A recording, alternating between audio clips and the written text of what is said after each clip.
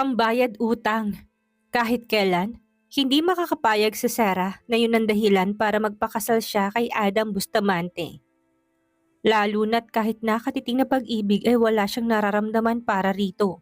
She ran away at dahil doon ay nagtagpo ang landas nila ni Kent Limhuko. Ang kaisa-isang binata na kahit ang simpleng pagngiti ay sapat na para maging eratiko. Ang tibok ng damdamin, dahilan para ipagkaloob niya ang sarili sa binata ng walang pag-aalinlangan. Paano na kung sa kabila noon ay matutuloy din pala ang pagpapakasal niya kay Adam? Paano niya sisimulan ng bawat umaga sa kanyang buhay sa piling ni Adam, gayong si Kent ang tangi niyang inaasam? Kent Limhuko, nanginig ang mga kamay ni Sarah habang hawak ang dyaryo. Kinabahan siya, hindi makapaniwala sa natuklasan. Galing pala sa Buena Familia ang lalaki, subalit hindi naman siya maaaring magkamali. It was really him. Paano ba niya makalimutan ang kagapuhang yun ng lalaki? Ang kakasigan nitong nakakahalina, kapag daka ay nahalinhan ng tuwa ang kabang namumuo sa kanyang dibdib. Ang swerte niya, primera klase pala to, may sinasabi. Maganda na ba ako? Anang tinig. Napatingin siya sa kasambahay, si Liberty. Kailangan ko ba bang sagutin yan? Siguradong lalong mahahalin na sa yung Koreano na yun. Ano bang nabasa mo dyan at napapangiti ka pa? Nagdududa nitong tanong, pero ang mga kamay ay nasa bewang. Iminumuwestra nito ang ayos. Wala naman, hindi naman namilit si Liberty. Kasunod nun ay halos maligo ito sa pabango. Lumibang ka na muna sa iyong trabaho. Magpaalam ka mamaya. Walang problema, day off ko bukas, nakangiti niyang sabi. Nagdilang anghel nga ako, maligayang maligaya ako para sa'yo. Paano yan? Baka karating ka na sa Korea? Ngiting-ngiti si Liberty. Aasikasuhin namin ang mga papeles ko. Akalain mo, sa Korea napupulutin itong beauty ko? It was supposed to be a joke pero hindi nito napigilan ang pagpatak ng luha. Niyakap naman niya ang kaibigan. Hindi ka naman dapat na umiyak eh. Ngunit nagbabanta naman ang luha sa gilid ng kanyang mga mata. Bibihira lamang dumating ang ganitong klaseng swerte. Isa ka sa mga pinalad. Hindi ko lang napigilan ang aking emosyon. Hindi ko akalaing meron pang mag-aahon sa akin. Tinahid na nitong luhat pilit na ngumiti. Nakilala ni Sarah ang mapapangasawa ni Liberty nang sumunod na araw. Naroon sila sa munisipyo. Sa kabiglaanan ng dalaga, halos kasing edad lang na kaibigan niya si Samilo. Gwapo ang lalaki. Witnesses din ang mga kaibigan nitong mga Koreano. Pagkatapos ng kasal, hindi na napigilan ni Sarah ang mapaluha. Natupad na ang pangarap ng kanyang kaibigan. Agad silang nagtuloy sa isang restaurant. Sa obserbasyon niya, hindi isip ang ginamit ni Liberty sa pagpapakasal, kung hindi talagang umiibig ito. Very visible ang pag-ibig sa mga mata ng kaibigan.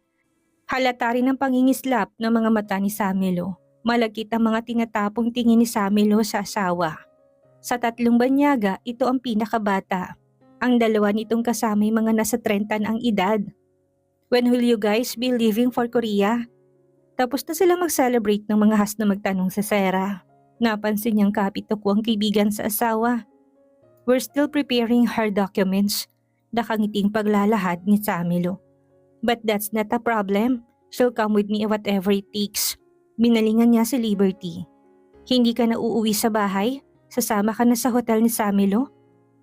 Sa hula niya ay hindi ito didistansya sa asawa. Tumango ito. Sa hotel kami titigil hanggang sa makaalis. Mamayang gabi namin kukunin ang aking mga damit para tahimik. Hintayin mo kami ha? Naintindihan niyang kausap. Biglang may naisip si Liberty. Wala ka bang natipuhan sa mga kasama ng asawa ko? Kinindatan nito ang dalawang Koreano. Puro binatang mga yan. Salamat pero wag mo na silang ireto sa akin. Maligayo na ako para sa inyo.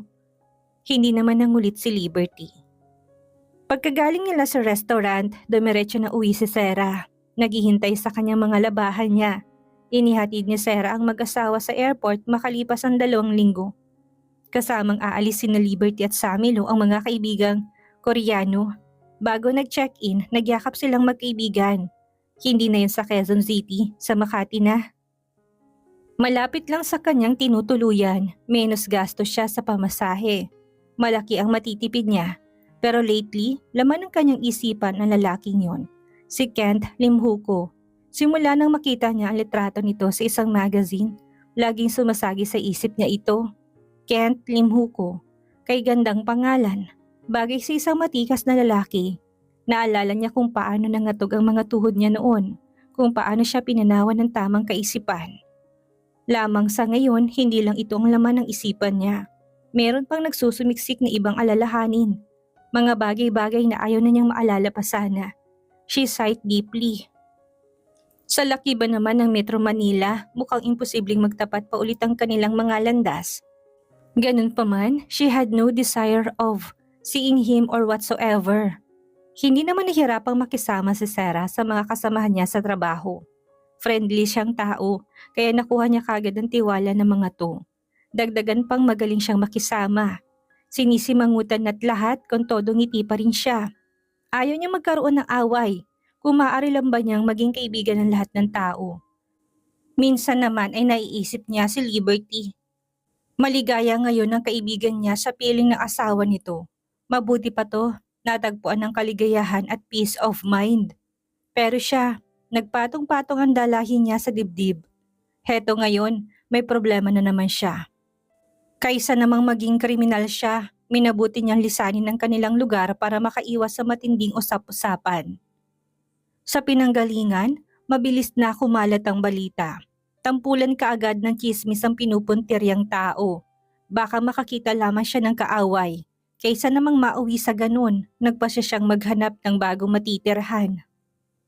Kumpirmado na niya ang kalagayan ng mabasa niya sa dyaryo, ang tungkol kay Kent Limhuko. Pakaramdam niya ipiniga ang kanyang damdamin habang nagbabasa.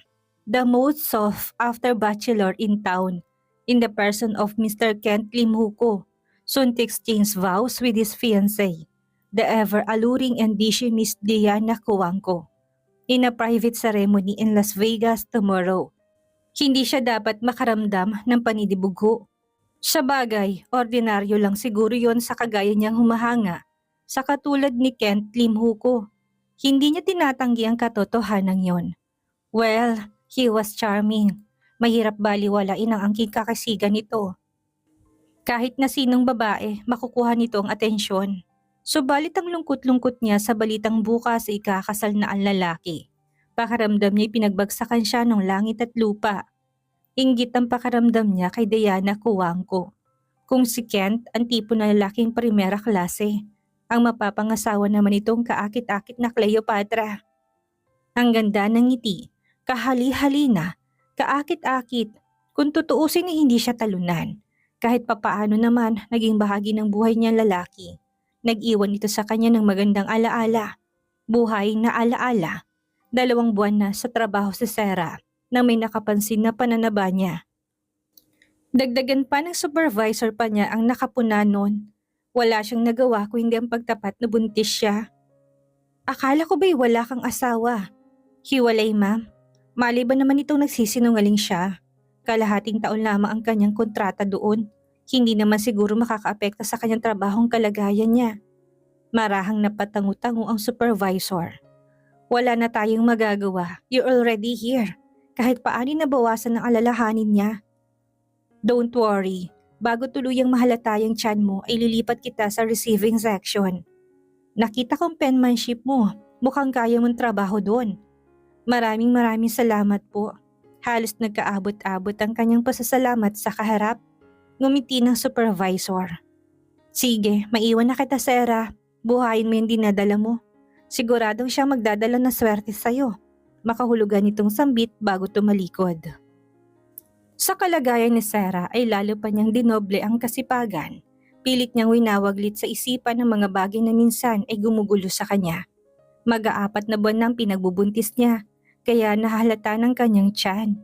Kinausap siya ni Liza at sinabihan kung kailan siya ililipat sa receiving section.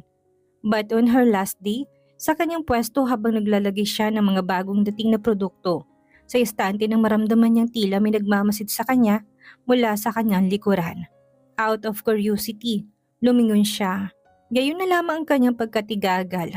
Sumikdo ba naman ng kanyang dibdib? O kinabahan siya sa presensya nito? Napakunot noon naman ang lalaki.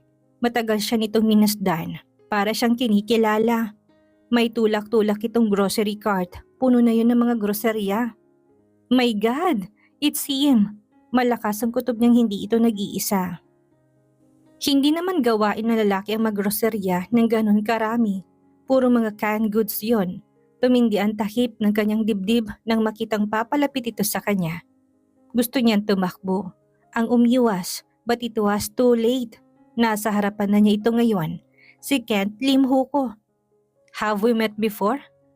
Papaano ba niya makakalimutan ang boses na yun? So endearing and so sensual. Kung ilang beses niyang narinig na binanggit nitong salitang God habang inaangkin siya. No sir, I'm afraid not. Sunod-sunod ang pag-iling na tugon niya. Kahit na kinakabahan, nagawa pa rin niyang ngumiti. Be cordial to our customers.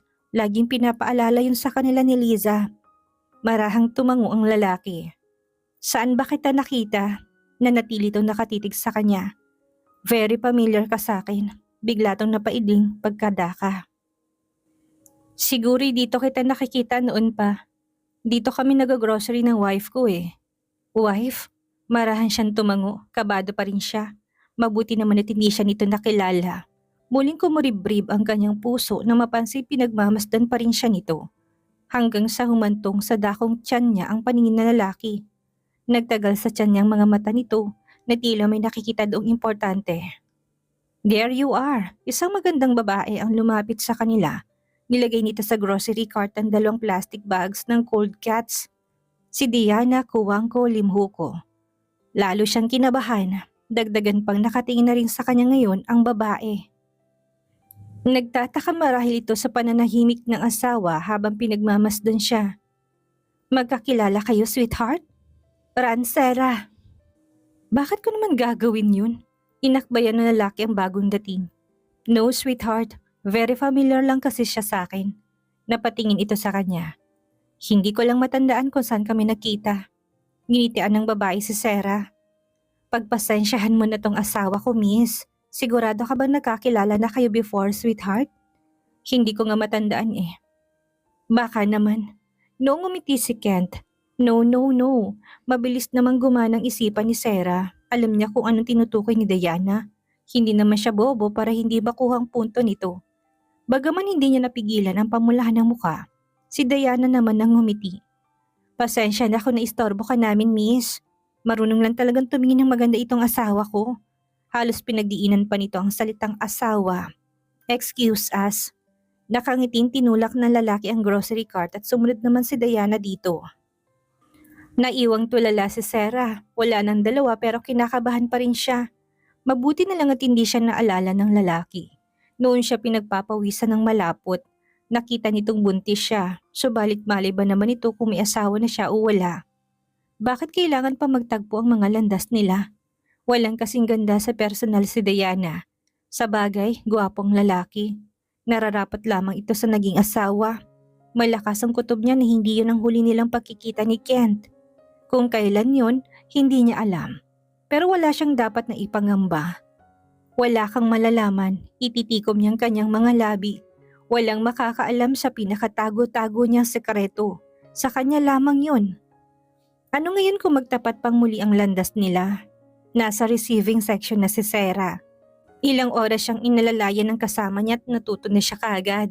Banang hapon nang puntahan siya doon ni Lisa at kinamusta. Magaan lang na trabaho to, ma'am. Nakangiti niya sabi. Paupo-upot pasulat-sulat lang sa invoice. Ipinakita niya ditong ginagawa.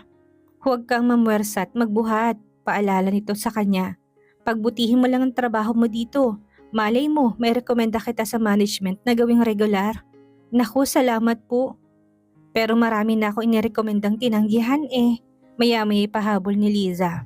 Pero malay mo, swertihin ka. Siya nga pala, kailan ang kabuanan mo? Sinabi niya sa kaharap. Hindi naman nagtagal doon si Liza. Pinagpatuloy naman niya ang ginagawa. Bandang 4:30 ay tapos na mga deliveries. Kaya pagkatapos nun wala na siyang masyadong ginagawa. 6:00 ay pauwi na siya. Nanibago man, lihim naman siyang natuwa. Makakatulog siya sa tamang oras. hindi maapektuhan ang kanyang pinagbubuntis. Nag-aabang siya ng masasakyan nang may mata naman siya sa kabilang panig ng kalsada. Kinabahan siya nang makitang dalawang lalaki na kabababa lamang ng kotse. Mabilis naman ang kanyang kilos. Nagpasalikop siya sa mga kapwa niya nag-aabang ng masasakyan.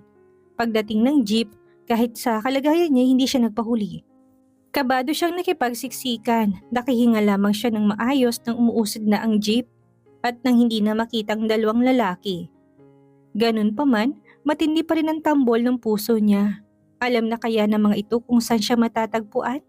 Hindi kaya namamasyal lang ang mga ito doon. Kahit na ano pa man, sa tingin niya lalo pa niyang dapat doblihin ang pag-iingat. Hindi siya dapat na maging kampante kagaya ng dati. Sa tingin niya ngayon, lumilit na ang kanyang mundo. Subalit dalangin niya na sana'y huwag nang magawi sa pinapasukan ng mga nakita kanina.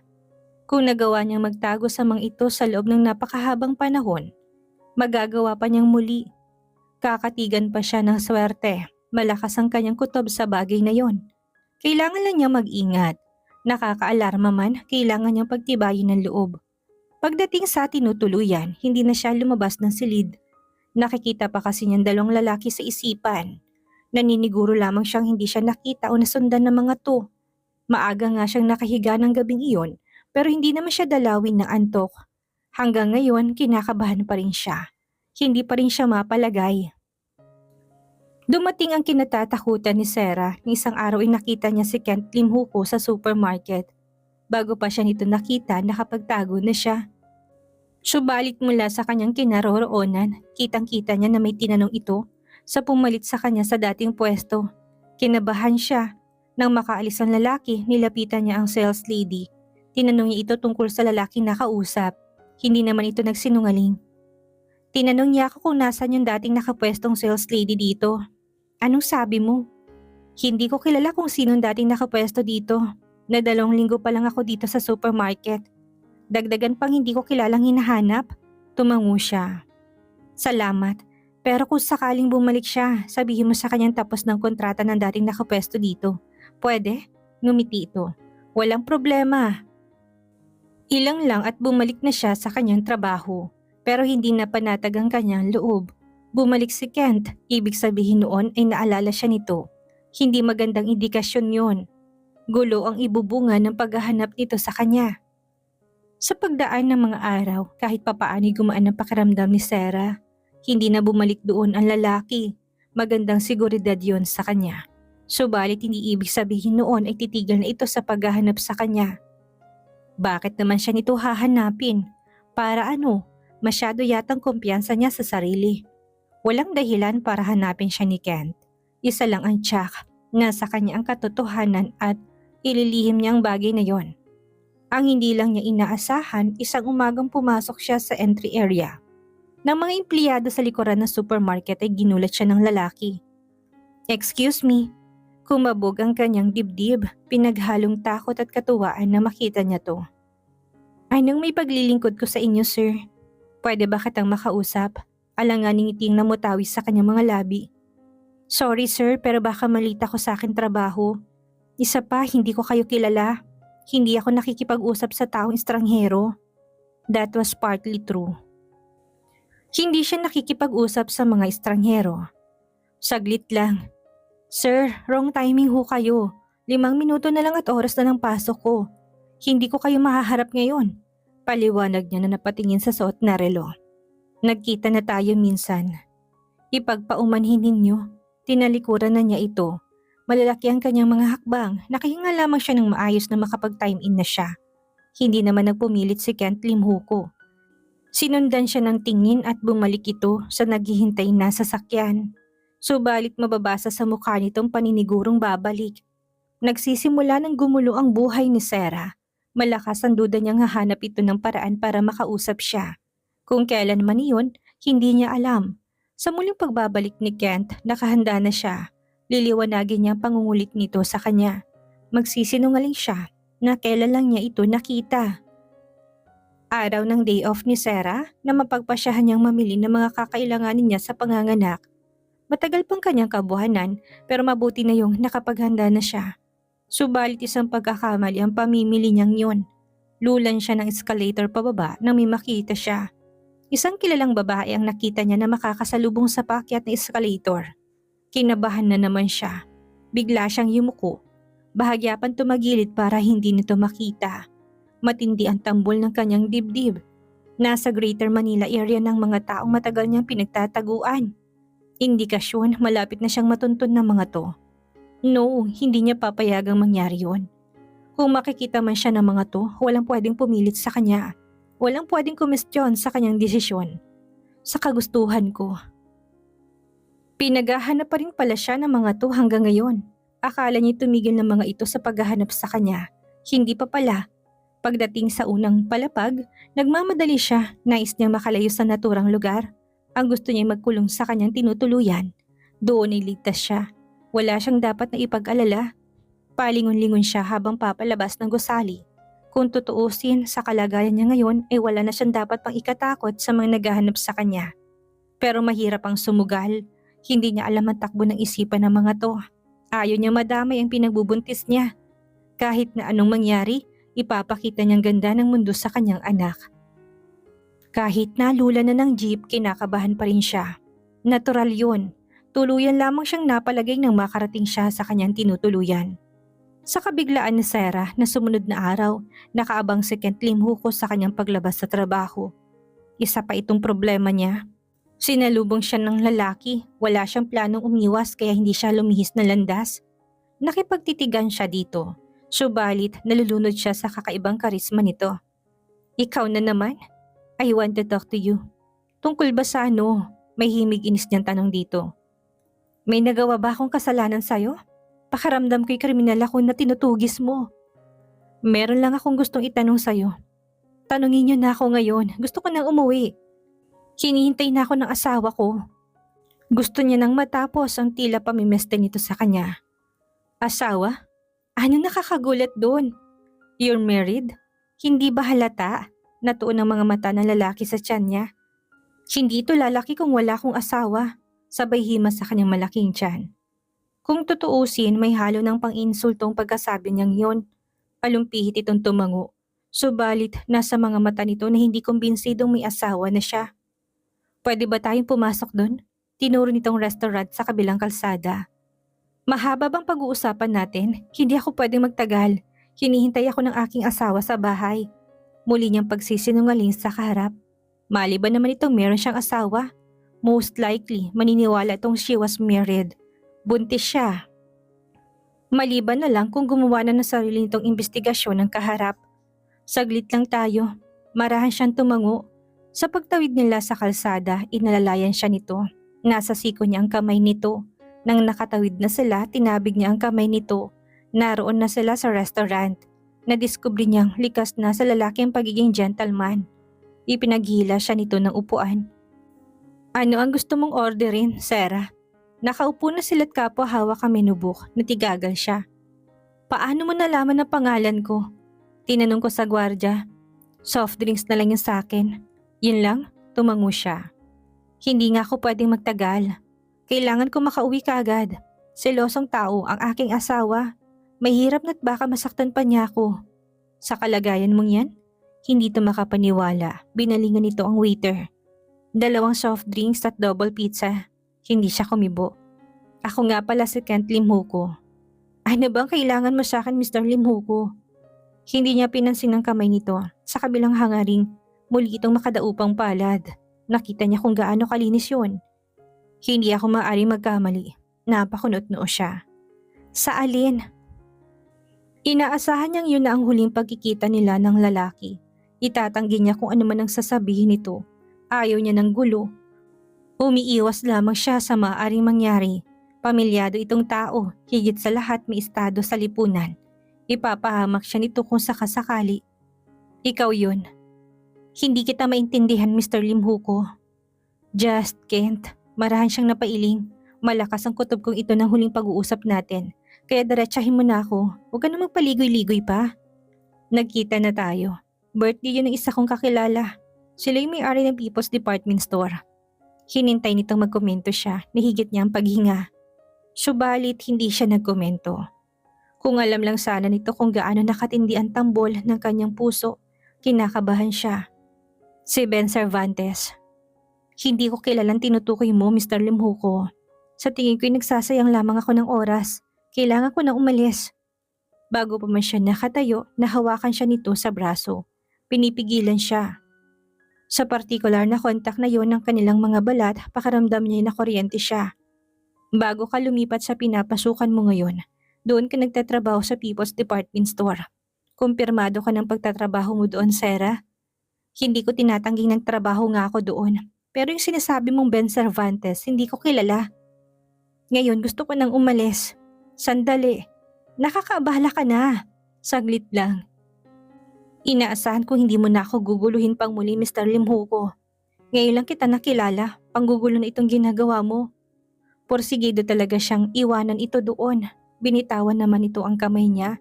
Hindi naman siya nito nagawang pigilan. Nagmamadali siyang lumabas na naturang restaurant.